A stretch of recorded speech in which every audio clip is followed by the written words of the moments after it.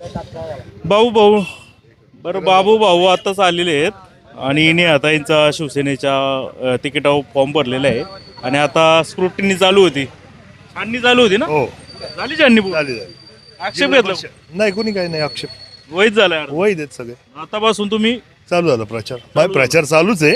पण आता सुटली गाडी. काय सांगाल कसं होईल? 8-0 होईल ना, 8-0 होईल. 8-0 हो हा तालुका प्रमुख तालुका म्हणून सांगा. ठीक आहे तुम्हाला शुभेच्छा. पण आपलं घरचं बालेकिल्ला काही अडचण नाही होणार. बालेकिल्ल्यामध्ये हे बालेकिल्ल्याचं काल भाषणात ऐकलं असेल. नाही, मी भाषणं नाही ऐकली कोणाची, पण माझं म्हणणं एवढंच आहे. काल अतुल शेठची एक बाईट मी ऐकली.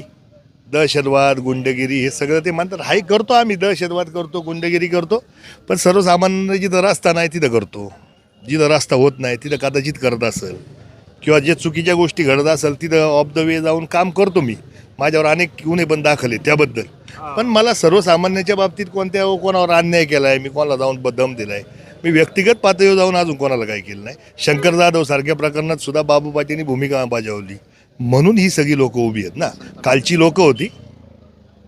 जी लोकं होती ती सगळी ही प्रेमात आलेली माणसं होती, जी परवाची आमची. त्याला काही सांगावं लागत नाही, बोलावं लागत नाही, किंवा वारंवारी सगळा जो गट आमचा एकवटला. त्याचं कारण हे आहे की आपले पर्सनली प्रत्येकाची संबंध आहे, प्रत्येकाच्या सुखदुःखात आम्ही आहोत. आज इलेक्शन आली म्हणून आम्ही आज करतोय अशातला काही भाग नाही. सातत्याने लोकांबरोबर आहोत, लोकांच्या सुखदुःखात आहोत, लोक आमच्या सुखदुःखात आहे. परंतु सातत्याने गुंडगिरीच्या याच्यावर बोलून तुम्हाला गुंड म्हणून ठरवायचा प्रयत्न दिसतोय. नाही, कदाचित त्यांची भूमिका काय असेल मला माहीत नाही. आता मी तर काही उमेदवार नाही, स्वतः मंडळी उमेदवार आहे, त्यामुळे उमेदवारावर बोललं पाहिजे मला वाटतं, किंवा काय जे बोलायचे नाही का. पण माझं त्याच्याही पुढं जाऊन म्हणणं असं आहे की तुमच्या माध्यमातून एक सांगू इच्छितो, गुंड ठरवायचं गुंड नाही ठरवायचं लोक ठरवतील. कोणी बोलल्याने मी गुंड होणार नाही, किंवा कोणी न बोलल्याने सुद्धा मी काय होणार नाही. लोकांनी एकदा समजलं. मला हे माझ्यावर आरोप मला वाटतं 2017 पासून करतात, गुंडगिरी आहे, खंडणी वसूल करतो, किंवा काय अजून असेल. शिवजयंतीसाठी सारख्या कार्यक्रमाला मी वर्गणी घेतो, त्याला सुद्धा माझ्यावर म्हटले खंडणी वसूल करतो हा माणूस. शिवजयंतीच्या बाबतीत सुद्धा तुम्ही असं बोलता, शिवजन्मभूमीमध्ये राहता. आणि मग ह्या सगळ्या गोष्टी मी काय बोलावं दुसरं. लोक उत्तर देतात, प्रत्येक इलेक्शनला दिले, ह्या इलेक्शनला देतील. काय त्यांचा फायदा होईल? मशाल आहे, 2 राष्ट्रवादी आहे तुमच्या विरोधात. नाही, मी आता माझ्याकडं माझं म्हणणं असं आहे की सगळी लोक माझ्याबरोबर आहे.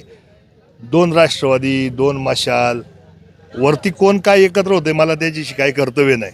सर्वसामान्य लोक, सर्वपक्षीय लोक ही माझ्याबरोबर आहेत. ती कालही होती, आजही आहे, उद्याही राहणार आहेत. नारायणगाव शहरापुरतं चाललंय, बाकीचे वारुवाडी किंवा आसपासची गाव, वारुवाडी सगळी गावं तुम्ही बघाल, निकालानंतर तुमच्याही लक्षात येईल की नक्की काय झाले. कारण मी परतही तेच सांगतो, मी आज 4 महिने म्हणून इलेक्शन म्हणून बघत नाही.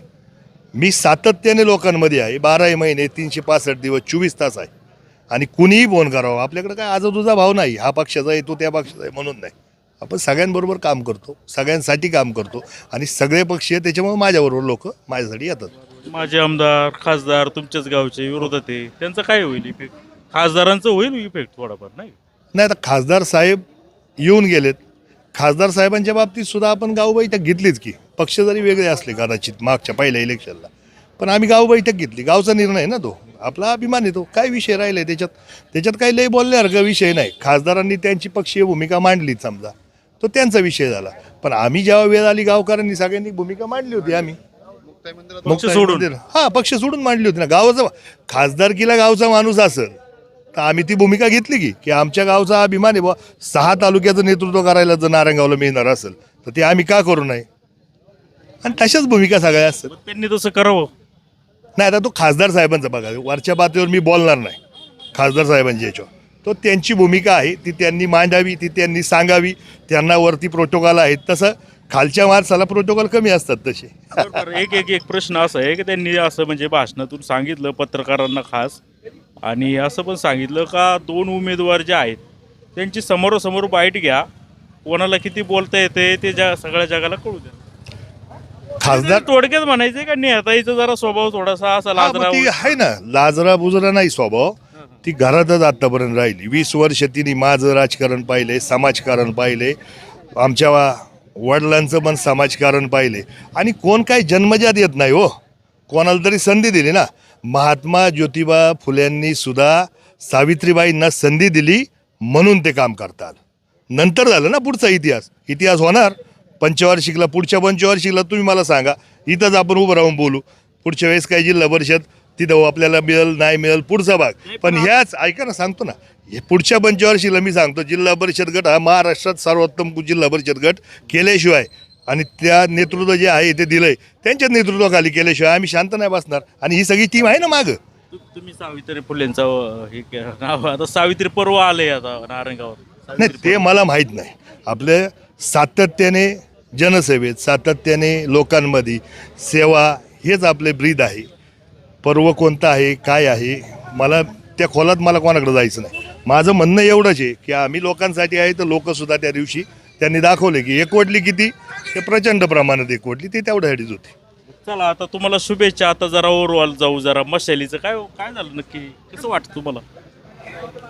आता सगळेच राष्ट्रवादीचे गुणगान गात होते, शिवसेनेचं काय झालं असं? काय होते, राष्ट्रवादी मशाल, मी परतही म्हणतोय, मी त्यावेळेस तेच सांगितलं होतं. शेवटी आता इलेक्शन ही तुमची माणूस पाहून होती आणि माणूस पाहून इलेक्शन व्हायला पाहिजे. पक्षाची थोडीशी भूमिका खालच्या पातळीवर, ज्या ग्रामपंचायतीला काय करतो आपण, सर्वसामान्य माणूस बघतो. जिल्हा परिषदचं पण तेच आहे. त्यामुळे ह्या बाबतीत चिन्हांपेक्षा जी माणसं चांगली, जी माणसं लोकांमध्ये, जी माणसं लोकांना भावणार, तीच लोक निवडून येणार आहेत. शिवसेनेत एवढी इन्कमिंग का सुरू आहे? मी तेच सांगतो ना, मग सर्वसामान्य तुम्ही बारकाईने बघा. मला वाटतं एकनाथ भाईंचा जो रोल आहे किंवा त्यांनी जी ह्या 2.5-3 वर्षामध्ये आपली स्वतःची जी इमेज बनवली, सर्वसामान्य लोकांसाठी धावून जाणं असेल. शरददाच्या बाबतीत पण आपल्याला तेच म्हणावं लागेल, सहज उपलब्ध होणारा माणूस आहे, प्रत्येकाच्या सुखदुःखात आहे. त्यामध्ये त्यांनी जे आत्ता हे परत ज्या आपल्या याच्या इलेक्शन झाल्या नगरपालिकांच्या, त्याच्यामधलं यश असेल किंवा त्यावेळेस किल्ला प्रचार प्रसार माध्यमांपुढं मांडलेली भूमिका असेल, लोकांना भावती ना, म्हणून इन्कमिंग आहे. सर्वसामान्य लोकांना आज जाणवते का बा शिवसेना ही सर्वसामान्य लोकांसाठी काम करते आणि हे भाईंच्या माध्यमातून, शरदांच्या माध्यमातून सातत्याने दिसते आपल्याला. शरद सोनवणेचे जे कार्यकर्ते आहे ते सातत्याने टीका केले. समजा तुम्ही असतील, बाकीचे लोक असतील, सोनवणेंच्या विरोधात प्रचार केला आणि आता सोनवणे तुम्हाला घेतात आयात लोकांना आणि आमच्या ज्या कोण निष्ठावान आहेत कार्यकर्ते त्यांच्या अन्याय करतात. आता ते एखाद्या दुसऱ्या गटात तिथली स्थानिक राजकीय परिस्थिती बघून ते होत असेल. पण आता बिन्नी साहेबांनी आमचं काम केलं, आम्ही एकत्र काम करतो. आमच्या गटामध्ये जे शरदांनी काम केलं आम्ही सगळी बरोबर काम करतो ना. आम्ही आज नाही काम करत ना. आमच्यातला जे गट आमच्या शरदांमध्ये. पण आता ठीक आहे, तुम्ही फार पूर्वीच ह्याच्यात प्रवेश केला, पण मला सांगा की आता हे जे सगळे तुमचे उमेदवार आहे, बऱ्यापैकी आहेत उमेदवार आहेत. बऱ्यापैकी आयात म्हणण्यापेक्षा बघा, आता काही गोष्टी जिथं स्थानिक पातळीवरच्या गोष्टी आहेत तिथल्या गोष्टी भूमिका समजून घेऊन ते काम केलं पाहिजे. पक्षवाढीसाठी कोण बरोबर येणार असेल तर त्यांनाही बरोबर घेतलं पाहिजे. त्याबरोबर तुम्ही म्हणता तसं अन्याय दुसऱ्या याच्यावर जे पहिल्या सर्व बरोबर आहेत त्यांच्यापासून पण व्हायला नाही पाहिजे. पण त्याचा मेळ निश्चित स्वरूपात जे जिथं पाहिजे तिथे घातला गेला आहे. काही ठिकाणी जे झालं असेल तर भविष्यात संधी आहे, त्यांना तिथं बसून घेता येईल, सामावून घेता येईल. अशा अनेक उदाहरणं आहेत, अनेक गोष्टी आहेत की जिथं आपल्याला या सगळ्या तरुण सहकार्यांना संधीनं निश्चित स्वरूपात देता येईल. 8 जिल्हा परिषद तुमच्या ताब्यात येतील असं तुमचा विश्वास? हो नक्कीच. फक्त बोलायसाठी नाही बोलायसाठी कुठं असते. मी ग्रामपंचायतला पण सांगितलं संदीप भाऊ तुम्हाला, आमची 17-0 होणार, 18 आमचं सरपंच पद येणार. एक जागेची थोडीशी गणित फिसकडलं, ह्या बाबतीत तसंच होईल. बघा तुम्ही 8च्या 8 येणार, आज मी तुम्हाला सांगतो. थँक्यू.